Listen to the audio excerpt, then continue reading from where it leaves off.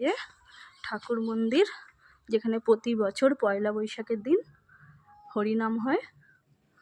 তো এখানে এই যে প্রভুর মন্দির।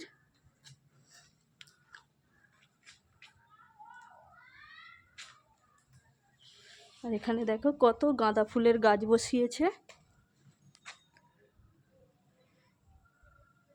এখানে কিন্তু হরিনামের সময় ধুলোট হয়, সেই জন্য এই জায়গাটা দেখো ফাঁকা রাখা হয়েছে মাটি মাখার জন্য। আর এখান দিয়ে দেখো স্নানের ঘাটে নামার জন্য এই জায়গাটা। তো চলো আবার যেতে যেতে শেয়ার করব আজকের মিনি ব্লগটা। আর এখানে আছে দেখো দাদু ঠাকুমার মন্দির, দাদু ঠাকুমার মন্দির এটা।